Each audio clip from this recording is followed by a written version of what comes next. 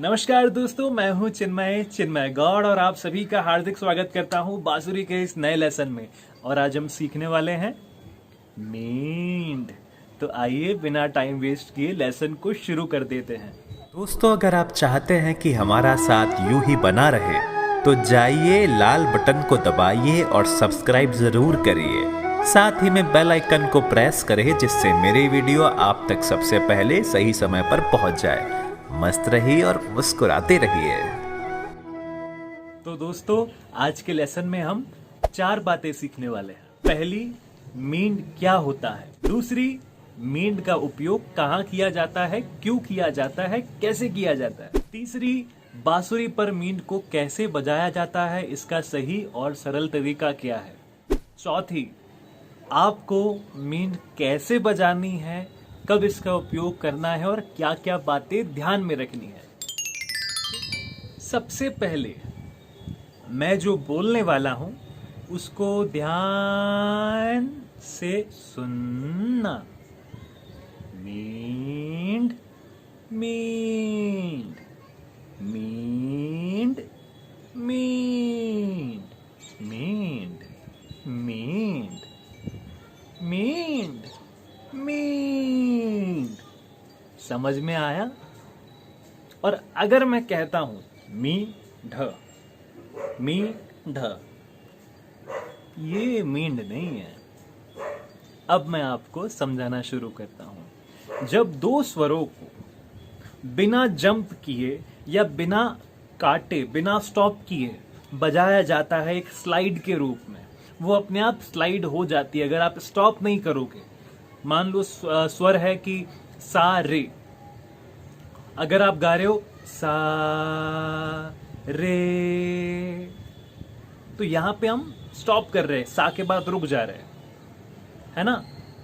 और अगर हम गा रहे हैं कि सा रे, वो सा रे की ओर स्लाइड करके जा रहा है।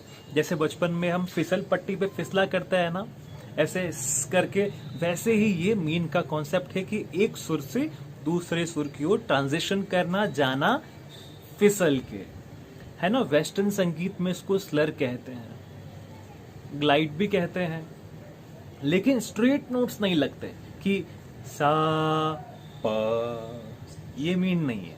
सा प। अब आप इसको कैसे याद रख सकते हो, क्योंकि बहुत सारा कंफ्यूजन रहता है। याद रखने का सही तरीका है ये आवाज पहचानना किसकी है और कमेंट सेक्शन के अंदर लिखना। आवाज शुरू होती है अब। समझ में आया। और जैसा कि शब्द है मींड, इसको मींड नहीं बोलते। अगर लिखते भी है तो मी फिर ढ, है ना, मींड लिखते हैं, इसको मींड नहीं लिखते। तो नाम से ही क्लियर है, ऐसे आप इसको याद रख सकते हो, ठीक है। अब मींड का उपयोग कहाँ करते हैं, कैसे करते हैं, क्यों करते हैं। देखिए, हमारा जो भारतीय शास्त्रीय संगीत है उसका मींड एक बहुत इंपॉर्टेंट पार्ट है। स्वरों को लगाने का तरीका, स्वरों को पेश करने का तरीका, हर राग का अपना एक मूड रहता है, हर राग के अपने कुछ नियम रहते हैं, अपनी कुछ रेसिपी रहती है, उसके अंदर अलग अलग स्वरों का चलन रहता है। उसके लिए ये मींड का बहुत इंपॉर्टेंट यूज है। साथ ही में भारतीय शास्त्रीय संगीत मींड के बिना अधूरा है। मींड उसका एक बहुत इंपॉर्टेंट रोल है जो वेस्टर्न संगीत में देखने को इतना नहीं मिलता, ठीक है। सजावट के लिए, ऑर्नामेंटेशन के लिए मींड बहुत उपयोगी है। जैसे कि अगर फ्रेज है सा प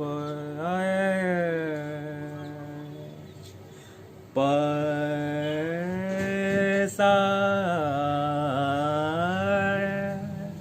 तो ये मींड कहला रही है। समझ में आ गया ना। बांसुरी के अंदर मींड को कैसे बजाना है, आपके लिए पहला एक्सरसाइज क्या है जिसे आप सभी को सिंसियरली प्रैक्टिस करना है, वो भी सीखो।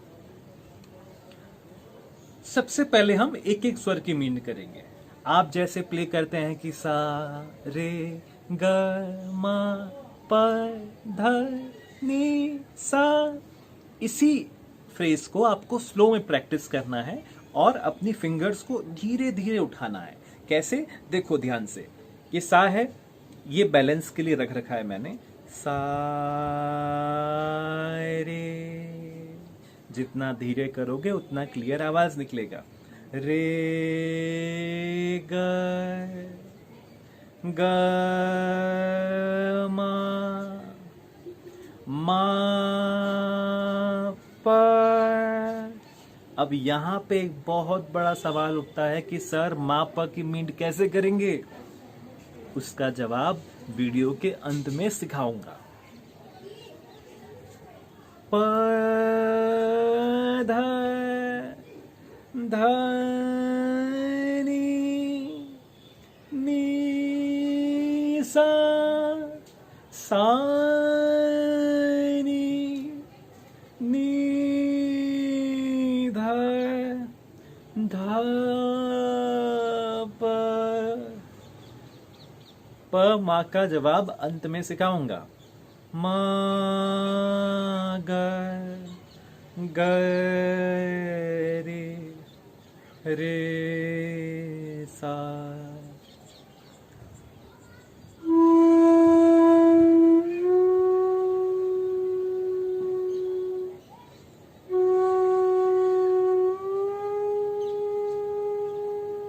देखा मैं कितना स्लो स्लो खोल रहा हूँ।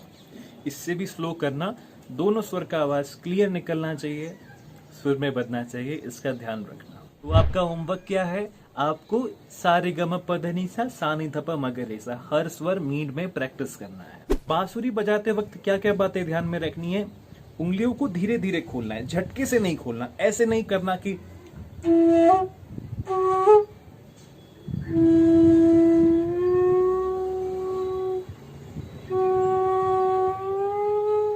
धीरे धीरे उसको खोलना है ना? सा रा। आपको मींड का कैसे प्रयोग करना है, कब प्रयोग करना है? बिना गुरु की आज्ञा के, बिना आपके जो भी आपका मार्गदर्शक है, जिसे भी आप गुरु मानते हैं, बिना उसकी अनुमति के मींड को प्रैक्टिस नहीं करना है। मेरा काम था आप तक ज्ञान पहुंचाना, जो मैंने पहुंचा दिया सरलतम तरीके से और अपना पूरा प्रयास किया।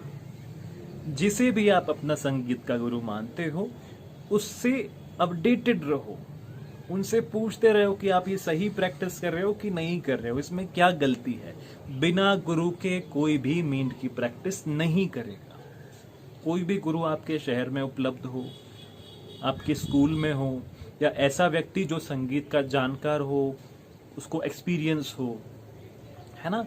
क्योंकि अगर आपने खुद से ये प्रैक्टिस कर लिया तो होगा ये कि आप गलत चीज को प्रैक्टिस कर लोगे, आप गलत सुरों को प्रैक्टिस कर लोगे और फिर वो आपके हाथों में बैठ जाएगा, आप उसको अपना लोगे उस चीज को, और फिर बाद में वो जड़ें बन जाएगी, जड़ों का पेड़ बन जाएगा और उन जड़ों को निकालना बड़ा मुश्किल हो जाएगा। इसलिए हमेशा ध्यान रखें, मैं इसी कारण से क्लासिकल की अधिकतर जानकारी कोशिश करता हूं कि बेसिक चीजें अच्छी तरीके से आपको समझाऊं, लेकिन ज्यादा मैं क्लासिकल की बातें इस प्लेटफॉर्म पे शेयर नहीं करना चाहता, क्योंकि आप गलत चीज प्रैक्टिस कर लोगे, आपके भविष्य के लिए खतरा है। वो शॉर्ट टर्म के लिए ठीक है, आपको लगेगा मस्त बज रहा है, काफी इंप्रूवमेंट आ गया, नई चीज सीखने को मिल गई, और फिर 1 साल बाद 2 साल बाद आपको लगेगा ये मैंने क्या किया। आप जब किसी संगीत गुरु से मिलोगे जो सुरों का जानकार रहेगा, और फिर उसको सही करना बड़ा मुश्किल हो जाएगा। समझे मेरी बात को?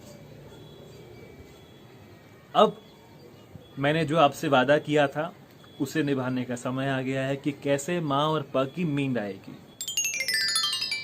हमेशा जब भी बांसुरी को आगे की तरफ फोल्ड करते हैं तो स्वर चढ़ता है, और पीछे की तरफ फोल्ड करते हैं तो स्वर उतरता है।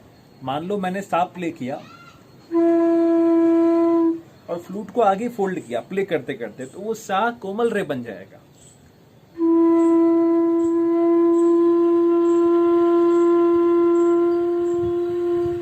देखा, वो बढ़ रहा है, चढ़ रहा है स्वर, कोमल रे के पास आएगा, फिर और आगे जाएगा शुद्ध रे के पास, और पीछे करेंगे तो स्वर नीचे उतरेगा।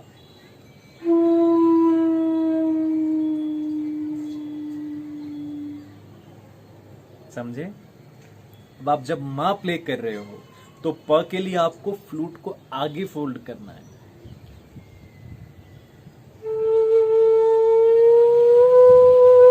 और ये फिंगर खोल देना है।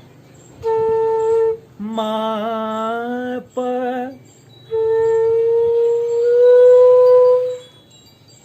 और ये प बज गया। अभी सिर्फ समझाया है मैंने आपको, इसको दिमाग में रखना कि ऐसे भी हो सकता है, ऐसा भी हो सकता है। बिना गुरु के प्रैक्टिस मत करना, यही कहूँगा। गुरु के बिना कुछ संभव नहीं है।